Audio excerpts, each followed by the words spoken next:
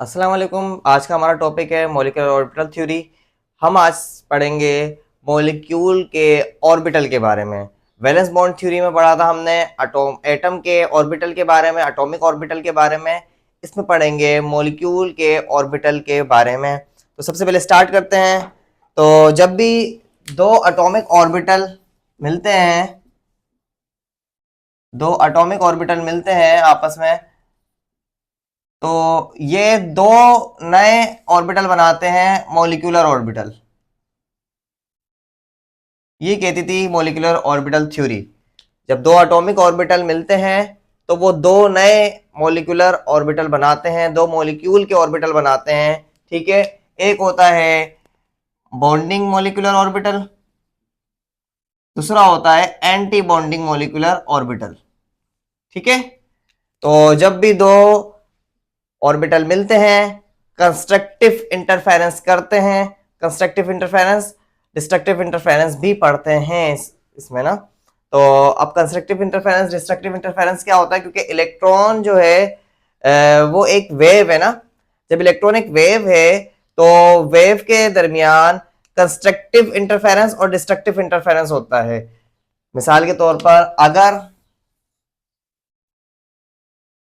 ये दो वेव्स हैं, इनके दरमियान कंस्ट्रक्टिव इंटरफेरेंस होता है, तो क्या होगा कि इनका जो मैग्नीट्यूड है वो बढ़ जाएगा। ठीक है, लेकिन अगर इन दोनों के दरमियान डिस्ट्रक्टिव इंटरफेरेंस होगा, इसका मतलब मैग्नीट्यूड बढ़ेगा, इसका मतलब क्या होगा कि बॉन्ड बन जाएगा। सही है। अगर इन दोनों के दरमियान डिस्ट्रक्टिव इंटरफेरेंस होगा तो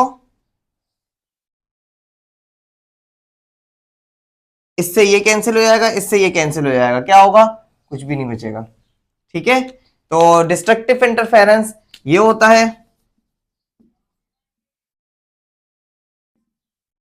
डिस्ट्रक्टिव इंटरफेरेंस, क्योंकि इलेक्ट्रॉन एक वेव है ना, इस वजह से ये वेव की तरह रिएक्ट करते हैं। ये होता है कंस्ट्रक्टिव इंटरफेरेंस।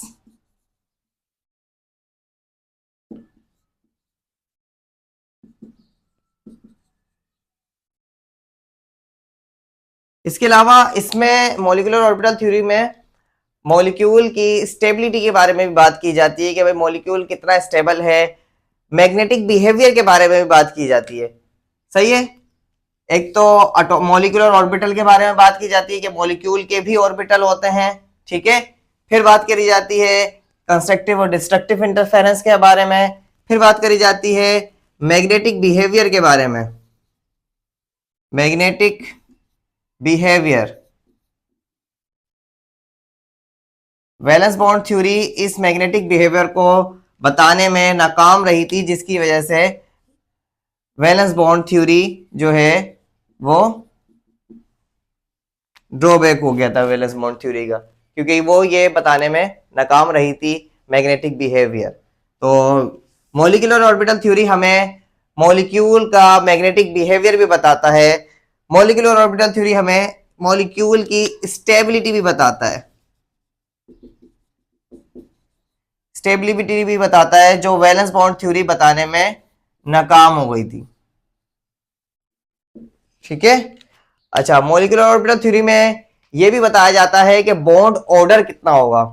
ठीक है, बॉन्ड ऑर्डर कितना होगा, दो जब एटम के दरमियान बॉन्ड बनेगा तो वो उसके दरमियान बॉन्ड कितना बनेगा, एक बनेगा, दो बनेगा, ढाई बनेगा।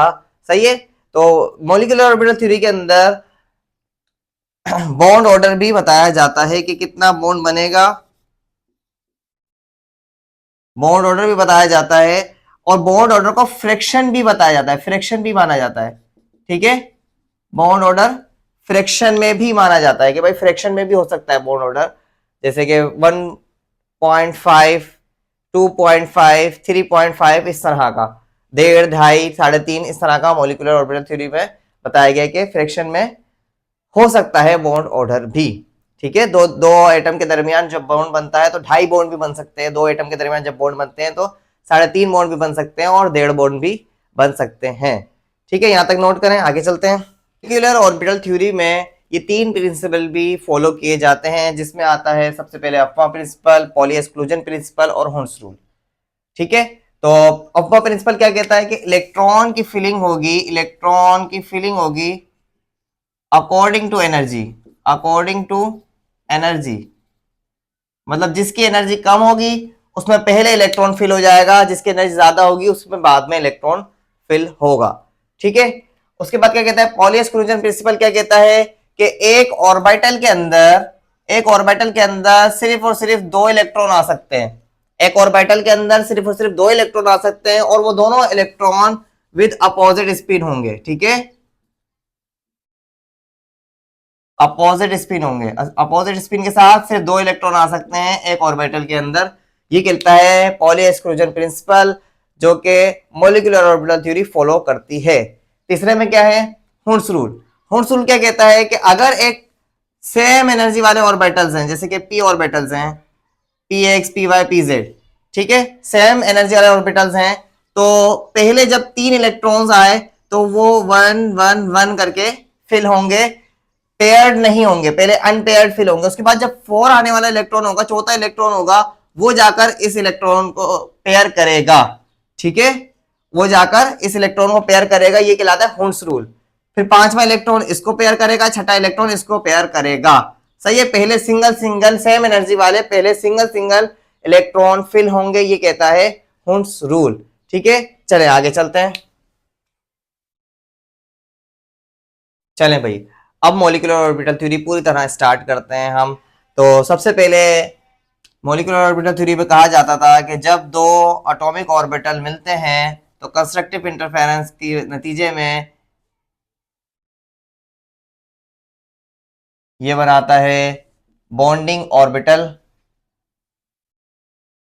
और डिस्ट्रक्टिव इंटरफेरेंस के नतीजे में बनाता है एंटी बॉन्डिंग ऑर्बिटल। तो जो बॉन्डिंग ऑर्बिटल होता है उसको तो सिंपल सिग्मा या पाई से डिनोट किया जाता है। ठीक है, और जो एंटी बॉन्डिंग होता है उसके ऊपर स्टार आ जाता है इस तरह से करके, जैसे ये हमने यहाँ पर इलेक्ट्रॉनिक कॉन्फ़िगरेशन लिख दी है, मॉलिक्यूलर ऑर्बिटल की इलेक्ट्रॉनिक कॉन्फ़िगरेशन हमने यहाँ पर लिख दी है। जैसे कि सिग्मा 1s ये बॉन्डिंग ऑर्बिटल होगा, सिग्मा स्टार 1s ये एंटी बॉन्डिंग ऑर्बिटल होगा, sigma 2s bonding orbital, sigma star 2s ये एंटी बॉन्डिंग ऑर्बिटल। इसी तरीके से ये दोनों बॉन्डिंग ऑर्बिटल, ये भी बॉन्डिंग ऑर्बिटल, और ये तीनों आखिर में एंटी बॉन्डिंग ऑर्बिटल। अच्छा, अब ये इलेक्ट्रॉनिक कॉन्फ़िगरेशन अभी हम बताते हैं कि क्या है और किस तरह से लिखी जाती है। एक चीज और देख लें कि बॉन्ड ऑर्डर हमें मालूम करना होता है। बॉन्ड ऑर्डर इसके अंदर जब मॉलिक्यूलर ऑर्बिटल थ्योरी करते हैं तो जब आप पूरे इलेक्ट्रॉन की फिलिंग्स कर लेते हैं, तमाम की फिलिंग कर लेते हैं, तो उसके बाद हम बॉन्ड ऑर्डर फाइंड करते हैं। तो बॉन्ड ऑर्डर किस तरह फाइंड करा जाता है जरा देख लें। बॉन्ड ऑर्डर फाइंड करने का फॉर्मूला होता है number of electron in bonding orbital minus number of electron in anti bonding orbital divided by 2। ठीक है, और मैग्नेटिक बिहेवियर मालूम करने का क्या फॉर्मूला है भाई। मैग्नेटिक बिहेवियर में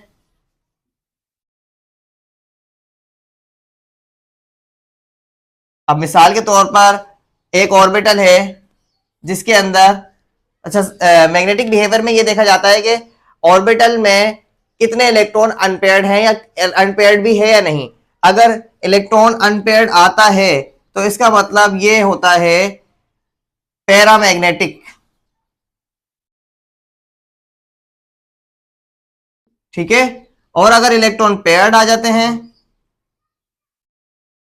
अगर इलेक्ट्रॉन पेयर्ड आ जाते हैं तो ये कहलाता है डायामैग्नेटिक। डायामैग्नेटिक मतलब दो इलेक्ट्रॉन। ठीक है, डाया मैग्नेटिक। ठीक है, पैरामैग्नेटिक का मतलब क्या होगा कि मैग्नेट की तरफ अट्रैक्ट कर रहा है मॉलिक्यूल। सही है, डायमैग्नेटिक की तरफ, डायमैग्नेटिक का मतलब क्या होगा कि मैग्नेटिक की तरफ अट्रैक्ट नहीं कर रहा मॉलिक्यूल। ठीक है, तो इस वजह से पैरामैग्नेटिक और डायमैग्नेटिक बिहेवियर हमें मॉलिक्यूलर ऑर्बिटल थ्योरी बताती है। चले अब जरा एनर्जी लेवल डायग्राम बनाते हैं इसकी और फिर आगे समझते हैं।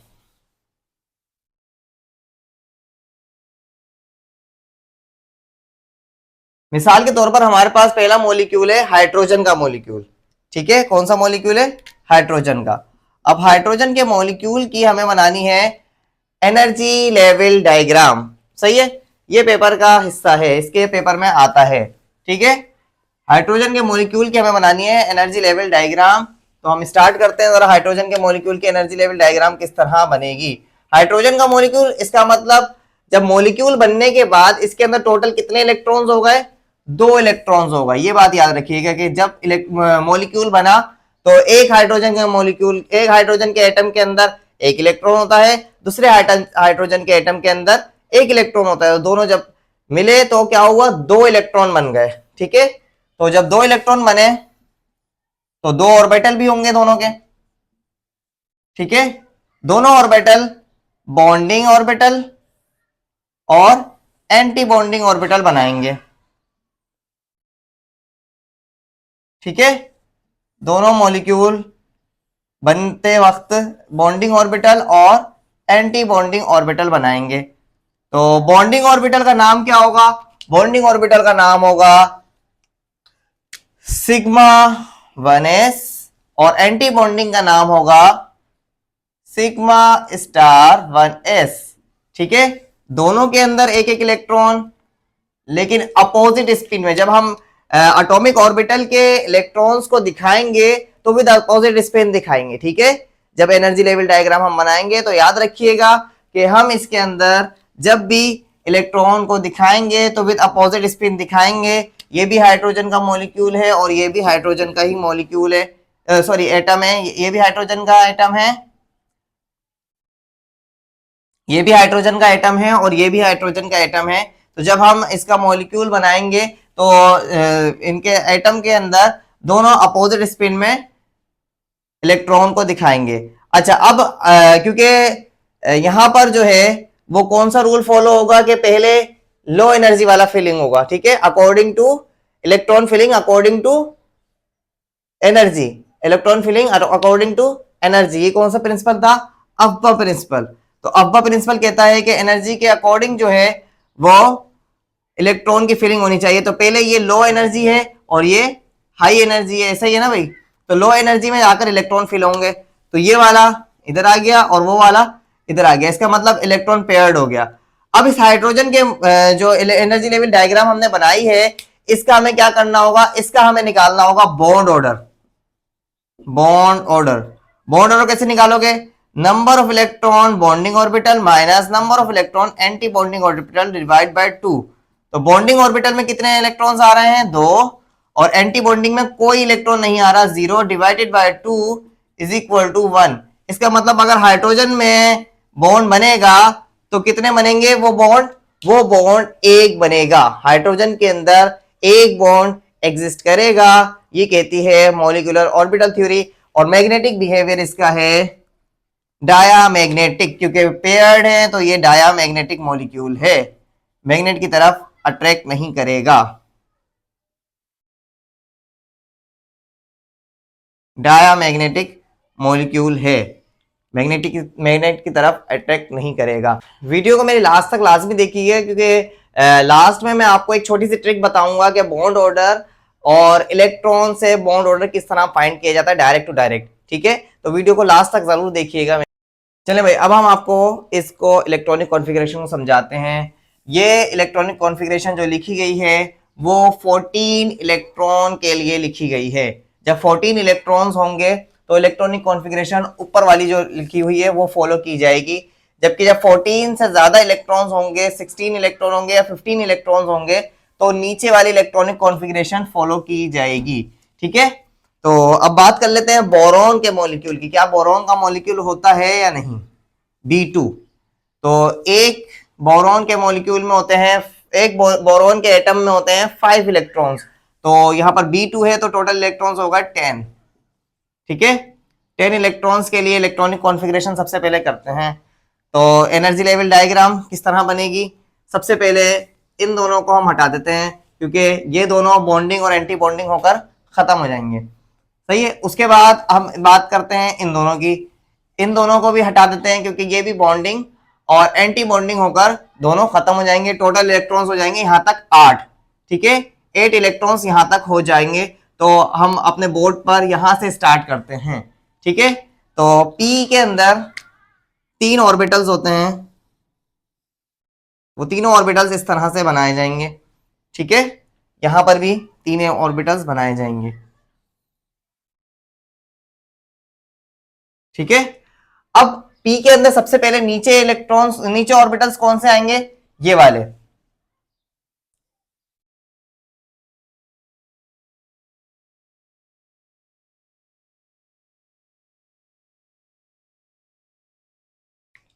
दो ऑर्बिटल आ गए जिसका नाम है pi 2p y is equal to pi 2p z, दोनों की इक्वल एनर्जी है, पाई 2p y पाई 2p z, ठीक है। उसके बाद क्या आ रहा है, सिग्मा 2px, ये भी नीचे ही आ रहा है क्योंकि ये भी बॉन्डिंग ऑर्बिटल ही है, तो ये भी नीचे ही आएगा।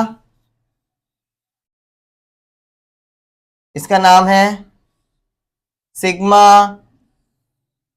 2px, ठीक है, सिग्मा 2px। चलें अब बात कर लेते हैं एंटी बॉन्डिंग ऑर्बिटल्स की। तो एंटी बॉन्डिंग ऑर्बिटल्स में पहले जो है वो आ गए दो ऑर्बिटल,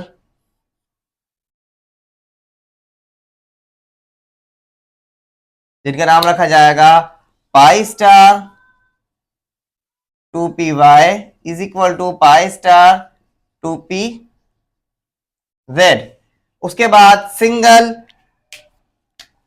आ जाएगा ये, चलें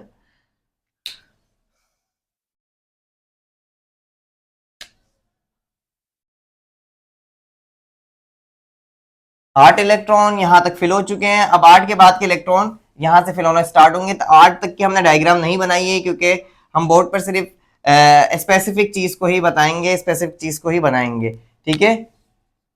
सिग्मा स्टार 2px है ये, सही है। तो यहां पर p ऑर्बिटल्स एटॉमिक ऑर्बिटल हैं p, और यहां पर मॉलिक्यूलर p ऑर्बिटल्स हैं, ठीक है। तो बोरॉन के अंदर सिर्फ दो इलेक्ट्रॉन और आएंगे, तो दोनों जो है वो क्योंकि यहां पर pi 2p y is equal to pi 2p z है, तो क्या होगा, दोनों अनपेयर्ड इलेक्ट्रॉन आ जाएंगे, ठीक है।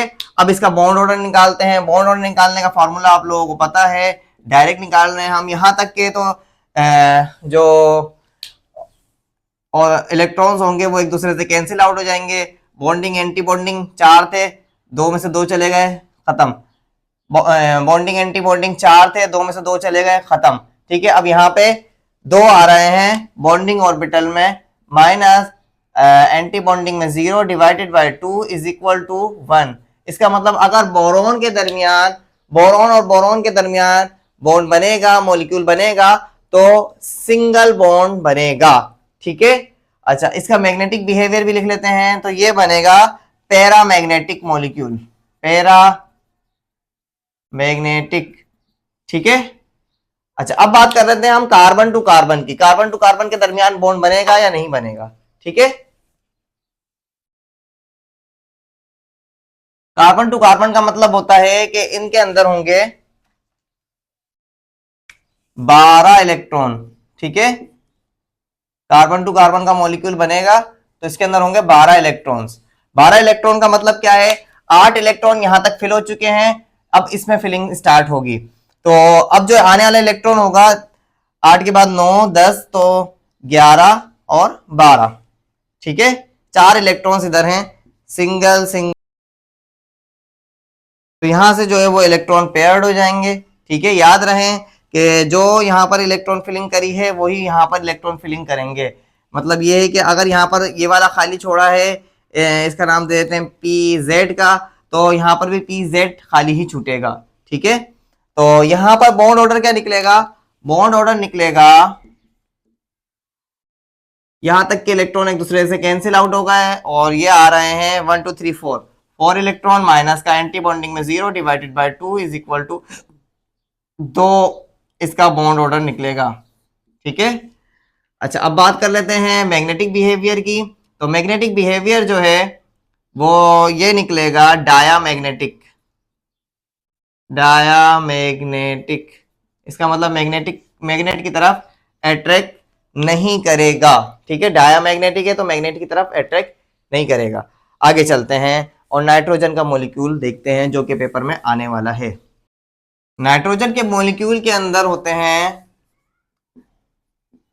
टोटल इलेक्ट्रॉन्स 14, ठीक है, टोटल इलेक्ट्रॉन्स होते हैं 14। तो 14 का मतलब ये है 2, 4 और 7 इलेक्ट्रॉन्स आएंगे, ठीक है। तो 2, 4, 5, 7 इलेक्ट्रॉन्स आएंगे। इसका मतलब यहाँ पर एक इलेक्ट्रॉन और इजाफा हो जाएगा और यहाँ पर भी एक इलेक्ट्रॉन का और इजाफा हो जाएगा। तो दोनों एटम के अंदर 7-7 इलेक्ट्रॉन्स हो चुके हैं। अब इसकी फीलिंग्स कैसे होगी? अब हमारे पास जो आने वाला जो इलेक्ट्रॉन था वो सिग्मा 2p में पेयर्ड हो जाएगा मॉलिक्यूलर ऑर्बिटल डायग्राम के अंदर, ठीक है। तो यहाँ पर हो गए हमारे पास 14 इलेक्ट्रॉन कंप्लीट, सही है। 8 यहाँ तक हो गए और 6 ये हो गए, सही है। तो अगर बॉन्ड ऑर्डर हम निकालें तो बॉन्डिंग ऑर्बिटल में 6 इलेक्ट्रॉन्स आ रहे हैं, जबकि एंटी बॉन्डिंग में कोई इलेक्ट्रॉन नहीं आया। तो डिवाइड बाय 2, 2 3 जा 6। इसका मतलब जब नाइट्रोजन मॉलिक्यूल के दरमियान 3 बॉन्ड बनेंगे, सही है, और ये भी डायामैग्नेटिक बिहेवियर रखेगा।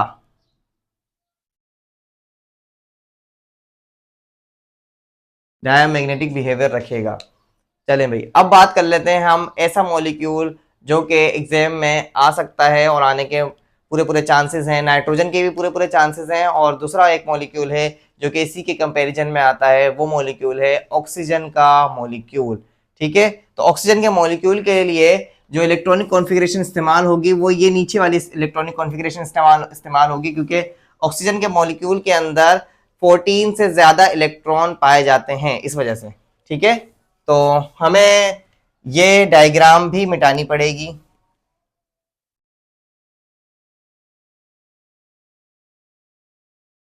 अब आप देखें कि ये तो नीचे की तो बिल्कुल सेम है, वैसी की वैसी जैसे ऊपर है। उसके बाद सिग्मा 2p पहले आ रहा है, इसका मतलब ये नीचे आ जाएगा।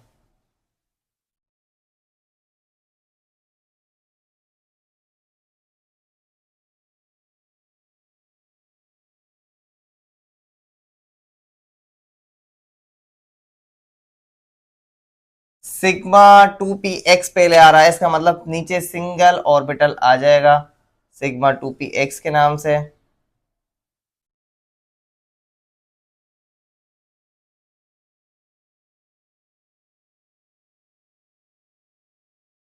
ठीक है, उसके बाद जो है वो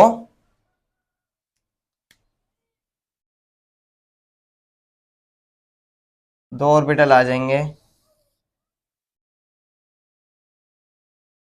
पाई 2py is equal to pi 2pz। Pi 2py is equal to pi 2pz करके, और ये आ जाएगा सिग्मा 2px, ठीक है। उसके बाद क्या है, sigma star 2py, sigma star sorry pi star 2py, pi star 2pz, ठीक है। उसके बाद है सिग्मा स्टार 2px, ठीक है।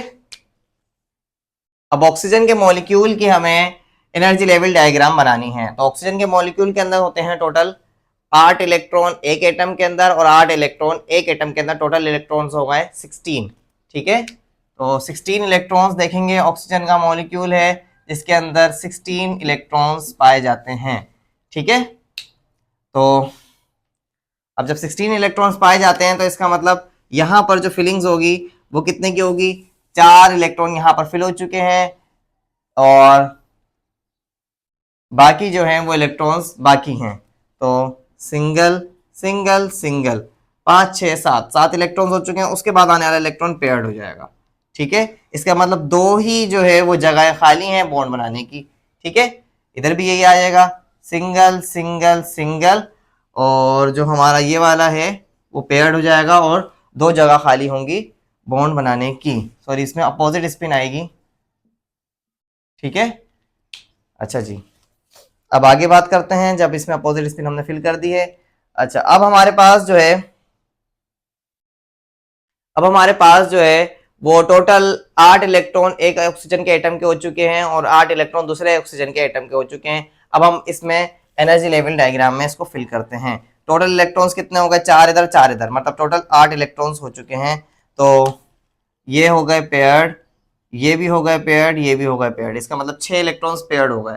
अब यहाँ पर जो है वो सिंगल सिंगल इलेक्ट्रॉन्स आएंगे ऐसे करके, ठीक है, सिंगल सिंगल इलेक्ट्रॉन्स आएंगे क्योंकि 2 ही इलेक्ट्रॉन बचे थे, तो दोनों सेम एनर्जी वाले में हैं, तो इसका मतलब सिंगल सिंगल आ जाएंगे, पेयर्ड नहीं होंगे।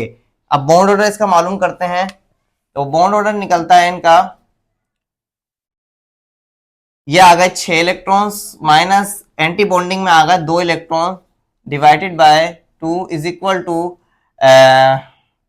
4 डिवाइड बाय 2, इसका मतलब 2 बॉन्ड ऑर्डर निकला है 2, ठीक है।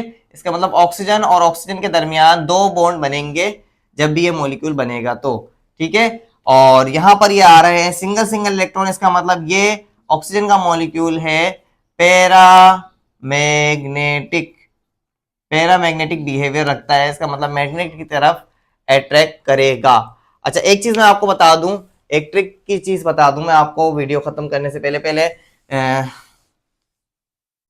ऑक्सीजन का मॉलिक्यूल बहुत ज्यादा इंपॉर्टेंट है, नाइट्रोजन का मॉलिक्यूल बहुत ज्यादा इंपॉर्टेंट है, ठीक है। तो अब मैं आपको एक बता दूं कि जब नंबर ऑफ इलेक्ट्रॉन्स